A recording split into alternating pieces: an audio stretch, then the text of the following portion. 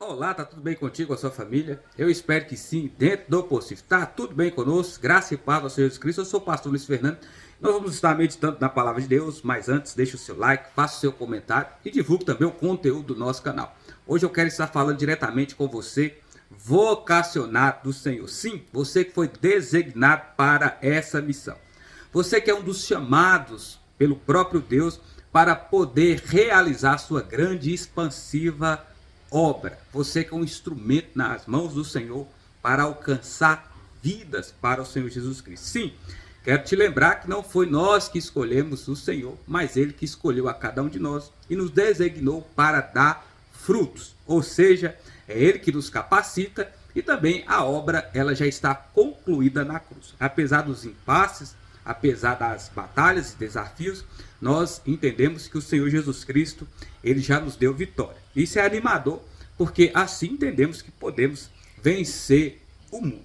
Mas, diante das frustrações, diante das perguntas, sim, nós somos pessoas improváveis. Jesus nos chama de pequeninos, ou seja, temos o privilégio de receber do Senhor tudo o que é necessário para poder alcançar mais pessoas. Ele poderia sim ter buscado as pessoas mais importantes, as pessoas mais capacitadas, as mais influentes e também aquelas favorecidas com tudo aquilo que você possa imaginar para que a obra pudesse ser realizada.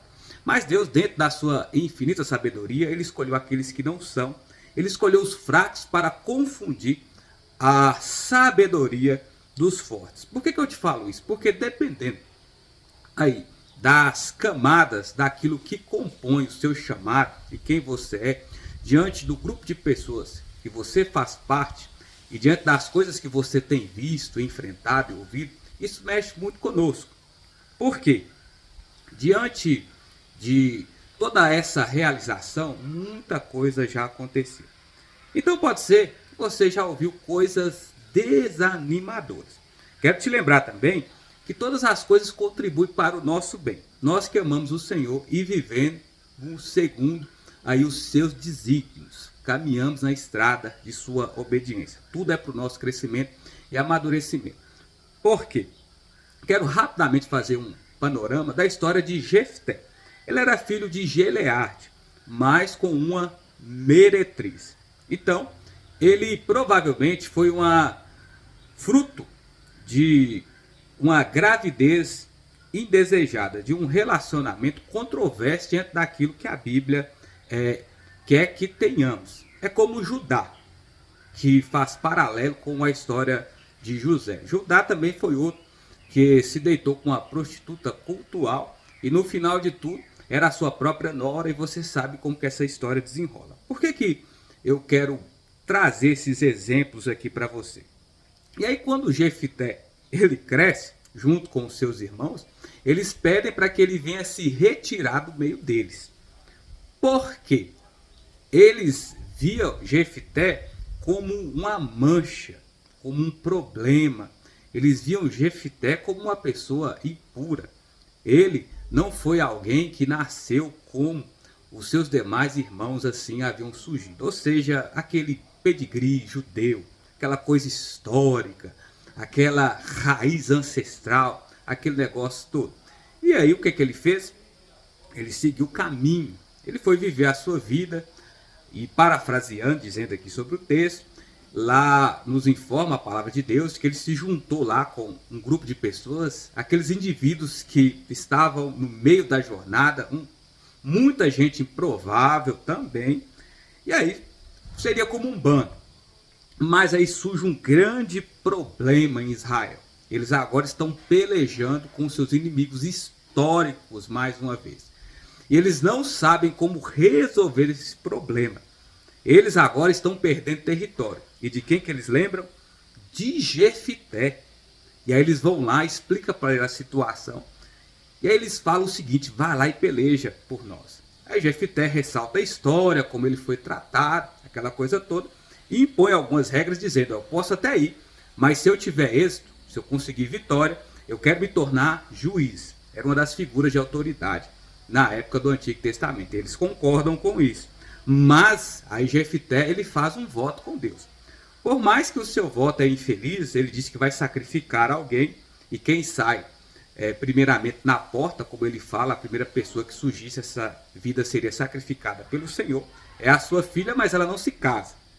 Ou seja, de qualquer maneira, Deus ele não recebe sacrifício humano. Mas, contudo, Deus responde à sua oração. Dentre dessas improbabilidades de quem era Jefité, o seu histórico, ou de repente como ele se comportou, depois de ouvir isso, seus irmãos o rejeitando, mandando ele embora, o que ele faz? Ele volta e decide dar um rumo diferente para a sua vida. E para que você possa continuar entendendo o que eu estou te falando, eu quero compartilhar um texto com vocês, que está na carta escrita aos Hebreus, capítulo 11, versículo 32, que ressalta ele como um dos heróis da fé. E o que direi, certamente me faltará tempo necessário para falar de Gedeão, de Baraque, de Sansão, de Jefité, de Davi, de Samuel e dos profetas. Então, podemos falar grosso modo aqui, dentro dessas problemáticas maiores, nós temos Gileade, seu pai, que através dele essa situação surgiu.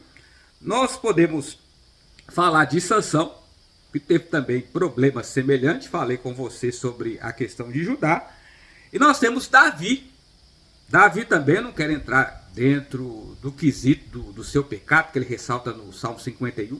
Mas quando ele estava sendo perseguido por Saul, e os soldados que Saul tinha eram os próprios israelitas, que estavam sob ordem do primeiro monarca, quem que Davi ele vai encontrando em beira do caminho? Aqueles que estão em volta.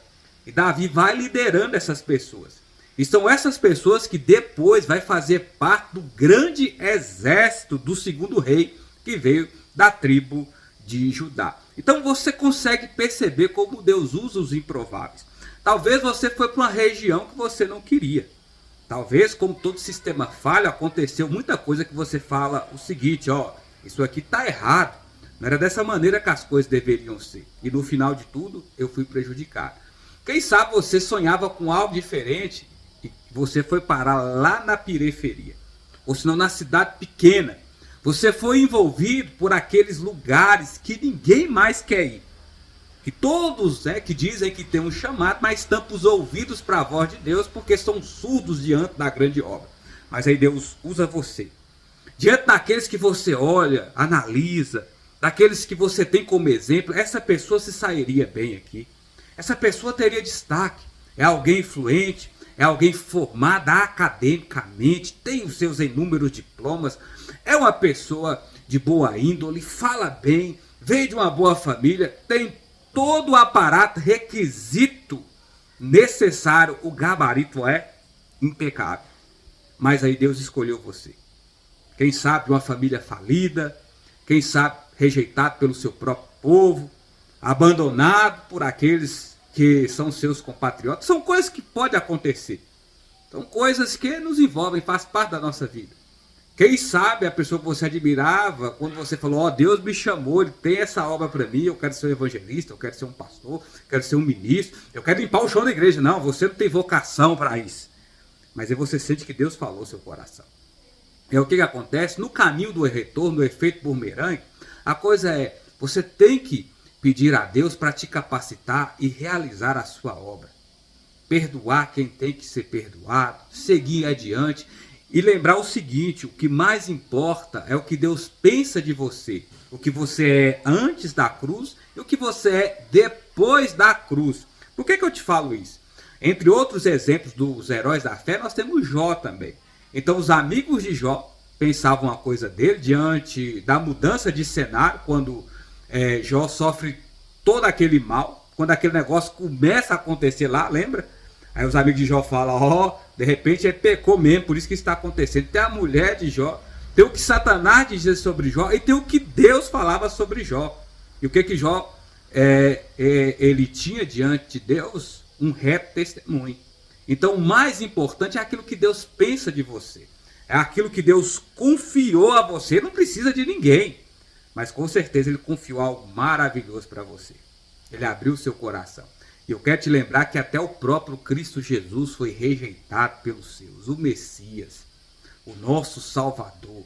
A pessoa mais importante que existe até hoje. Aquele que era perfeitamente capacitado para realizar a grande obra. Sim, e ele cumpriu a sua missão e os frutos do seu penoso trabalho alcançou você, transformou a sua vida. E diante disso, o que você fez? Eu vou anunciar essas maravilhas a todas as pessoas que Deus colocar no meu caminho. Sim, capacite-se. Sim, dê o seu melhor. Aprofunde-se em tudo aquilo que as Escrituras têm para você. Como o apóstolo Paulo fala, todo o aparato. Você é um guerreiro e a armadura de Deus está à sua disposição, o próprio Jesus. Mas, contudo, Deus vai te usar da forma que você é, da maneira que Ele te fez, da forma mais natural possível, porque o Evangelho é puro e simples. Porque o poder é de Deus, a glória é dele e a ação é do Senhor. Simplesmente nós somos vasos inúteis nas mãos do Senhor. Nós somos vasos frágeis. Nós somos simplesmente vasos que são de barro, mas que o Senhor colocou um grande tesouro no nosso coração, que é o Espírito Santo, que realmente tem te mostrado quem você é, o que você tem que fazer, e no final é Ele que vai te recompensar. Que Deus abençoe a sua vida. Muito obrigado por me ouvir até aqui. Falou, fui, até a próxima. Tchau.